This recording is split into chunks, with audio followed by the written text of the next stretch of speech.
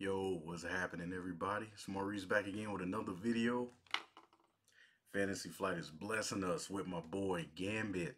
As you can see here, I was already kind of looking through the cards, but my man got announced. So this is this is beautiful, man. This is two out of the three X-Men that I've been looking forward to the most. I'm hoping that third one will be Cable.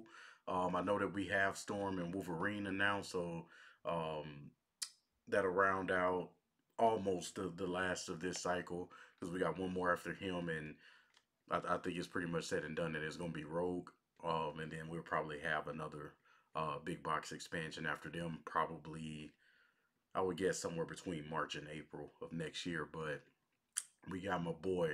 I think that they I had a guess that it was probably going to be him, Justice, and Road Protection, and it looks like I might be right on that prediction. But um, I feel like this was one of the more obvious ones considering the lineup that they had originally and what we've been seeing through Mutant Genesis. I think that it was um, that there were some clues out there that this would be the next one. But I'm excited, man. I love Gambit to death. He's one of my favorite X-Men outside of outside of Cyclops. So let's go ahead and get into his kit and let's see what we're working with here.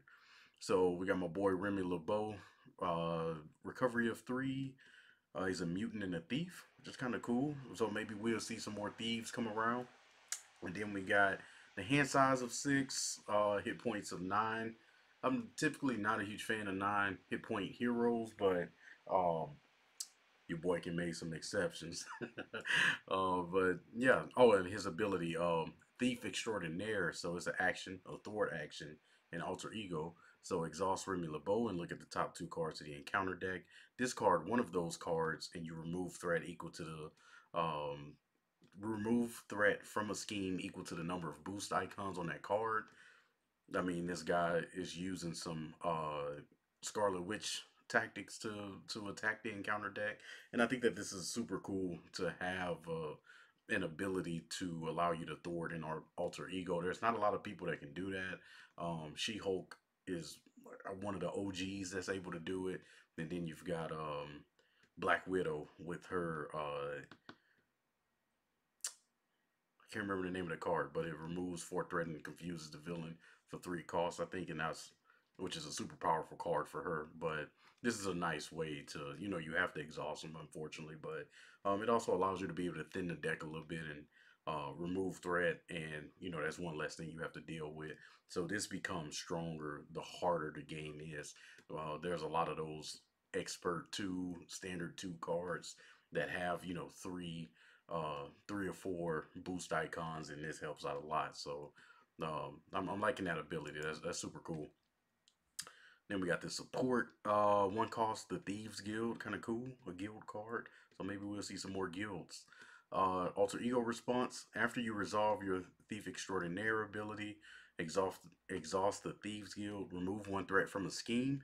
If this removes the last threat from that scheme, draw a card. So this is just essentially a way for you to increase the amount of threat that you remove, and it gives you another little kicker. So this would be cool. So this is nice to have this as kind of a safety net if you got to go down to recover or whatever, and then maybe use that ability on your next activation to be able to remove some threat, and then what his Thief Extraordinaire ability, and then come back here and remove another one.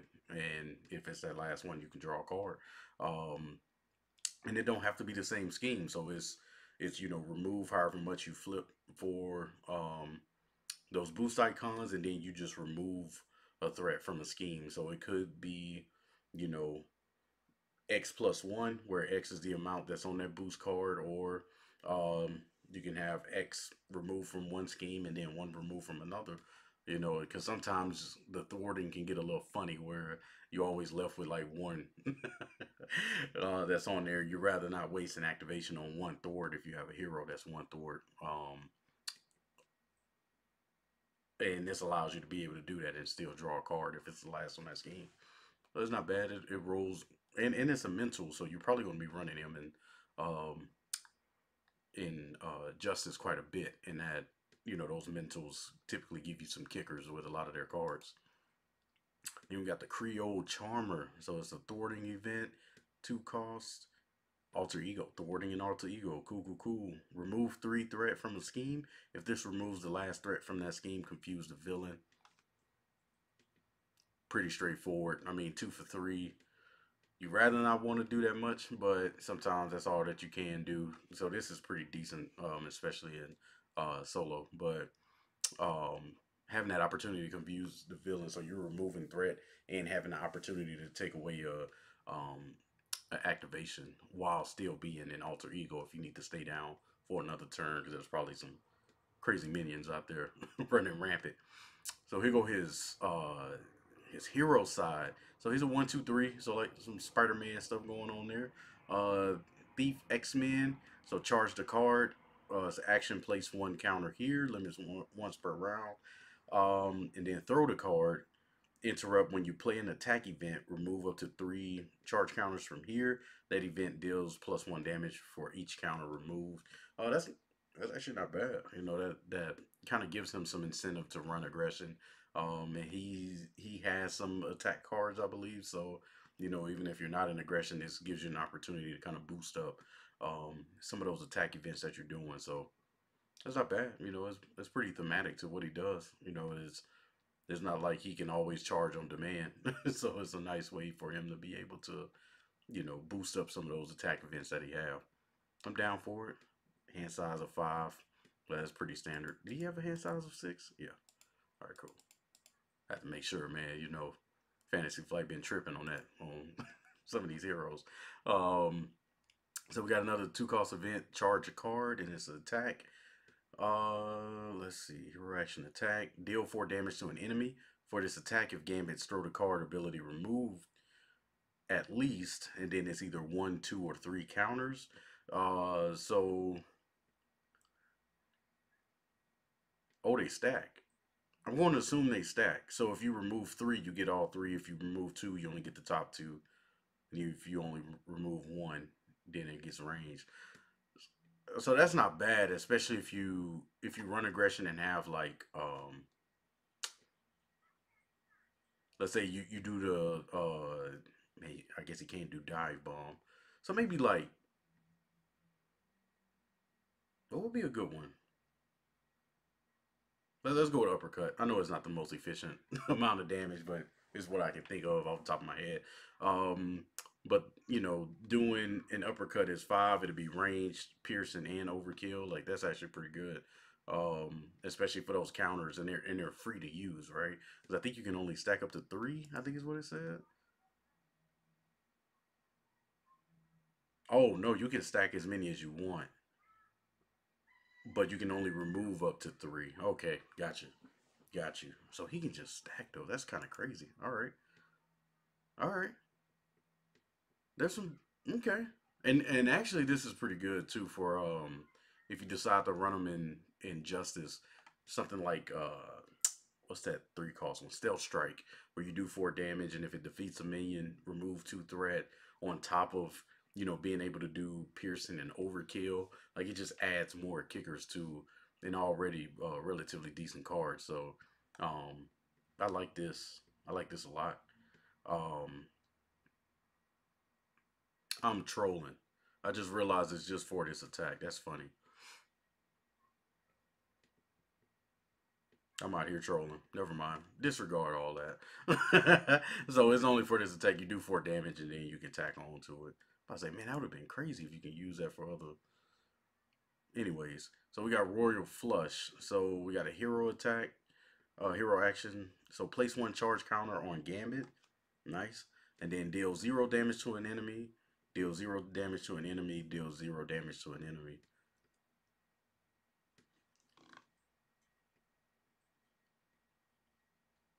Oh, that's interesting. This actually could be fired. So he can remove. Hold up. Let's go back. So he can he adds damage, right? So essentially, you can remove up to 3. So that could be 3 instances of 3, or 3 instances of 2, or 3 instances of 1.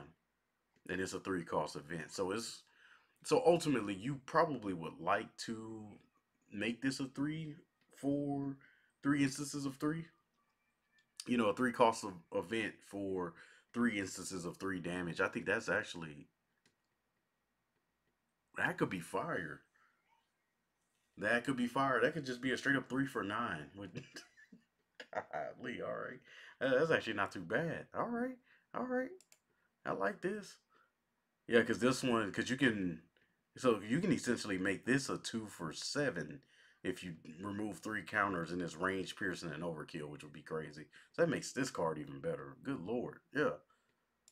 All right, he got some good attack events. So he's probably going to have um probably three probably three of these and two, 1 to 2 of these. So I feel like that would be broken if he have three of those.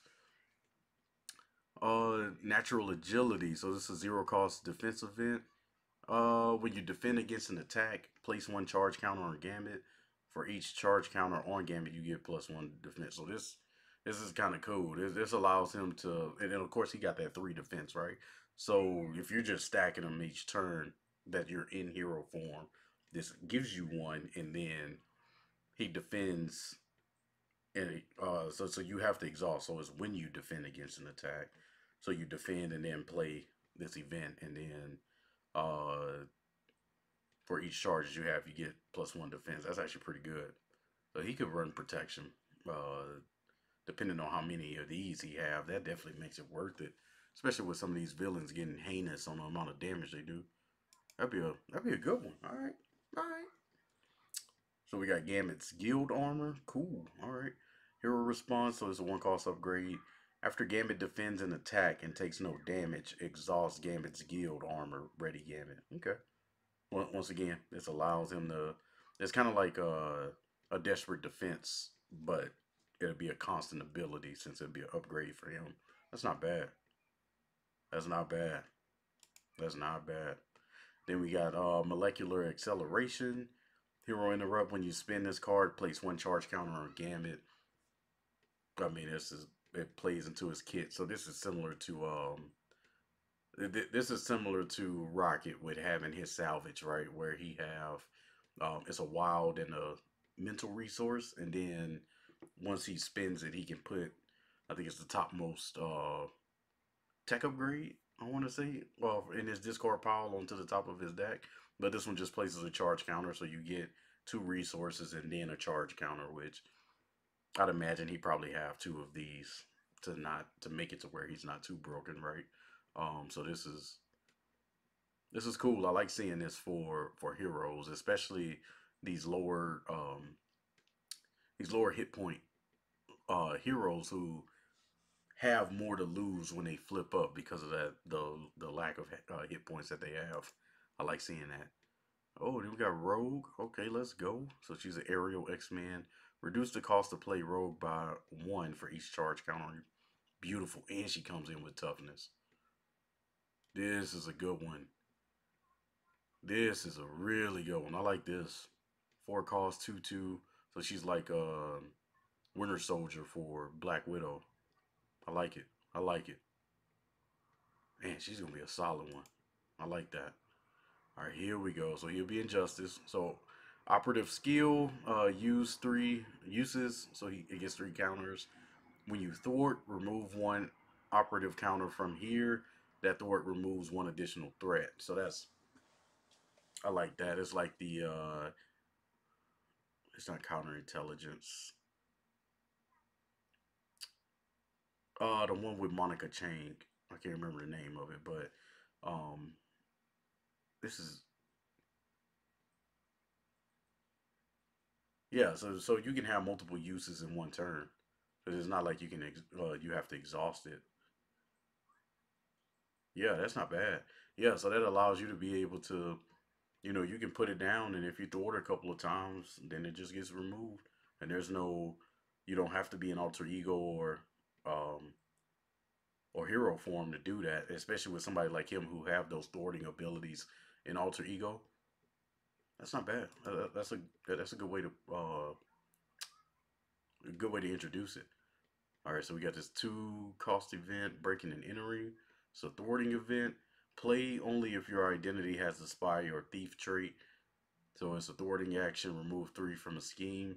This is kind of cool because it allows you to be able to thwart an alter ego. So far, I think it's just him and Black Widow that can take advantage of this. I don't know that there's any other spies that are in the game. Oh, maybe Spider Woman is a spy. I think, and she, yep, and she could definitely take advantage of this. Or she shield when she's alter ego. Golly, man, you think I played the game several times? We got this. Oh, this is your typical stealth strike. For those who are not familiar, if you're watching this, um, so you deal 4 damage to an enemy, and if they're defeated, it removes 2 threat from the scheme. I want to say this one has been a part of the game since it started in the core set. The original have the Black Widow taking cover behind a building with like a it looked like a M249 she got in her hand, or a 21E. It looked like a light machine gun, kind of crazy. But yeah. So this is it's cool. We got Wolverine as the cover art for this one. I like it. Oh, we got some basics. All right. Mutant education. Play only if your identity has a mutant trait. So you're probably playing this alter ego. Yep. Alter ego action. Choose up to 2 identity specific cards in your discard pile and shuffle them into your deck. If X Mansion is in play, draw a card. That's actually really good. I think you're gonna have all the mutants fighting over this one, yeah. Because I can already see it with this would be beautiful with Cyclops for sure. Ooh, that'd be beautiful with Cyclops. Because he just does so much in Alter Ego. That's kind of crazy. All right. Then we got the Beauty and the Thief. Hilarious. It's a Gambit Rogue team up. I like it. So hero action, attack, thwart. Nice. Deal 4 damage to an enemy. Remove 4 threat from the scheme. And that's fire because he can use his counters to boost that up too. Ooh, that could be a nasty card. This is one of the better ones. I like that. Okay. They cooking with these team up cards now. So we got Exodus. Cool. Cool. You don't see Exodus pop up in a lot of things, at least that's mainstream. So Acolyte Elite Psionic, Retaliate 1 and Villainous. Terrible. Six hit points, 1 scheme, 1 attack. So when revealed, search the encounter deck and discard pile for the Psionic shield attachment and attach it to Exodus. Terrible. So I'm sure we about to run into that. Yep, here we go. +1 attack, +1 scheme. So that'll make them 2/2. Attach to a minion, otherwise gain surge. That's pretty typical. And then forced interrupt when attached minion would leave play. Instead, heal all damage from that minion and put it back into play. And then discard. That is terrible. Oh, that's terrible.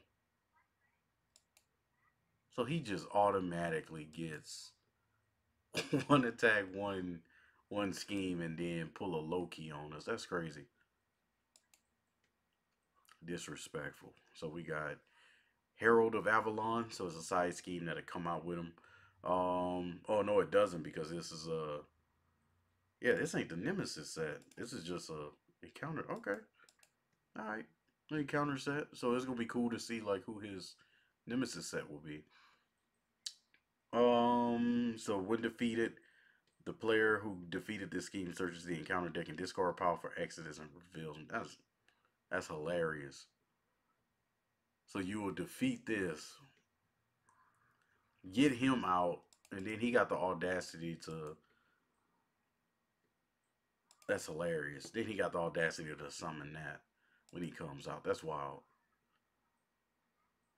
Yeah, you reveal him. You don't put him in the play. Yep. That's crazy.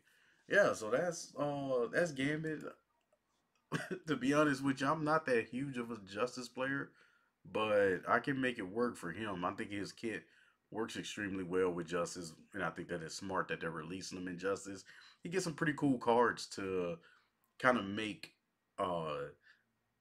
it expands the archetypes of Justice for sure to where you can kind of Black Widow was kind of that OG of sitting down and alter ego and beating the game in alter ego. She's one of the few I think that can really pull that off effortlessly. I think Black Panther is another one, and I think that Gambit will have that opportunity now, especially with the amount of X-Men that's in the game that can assist him with the thwarting.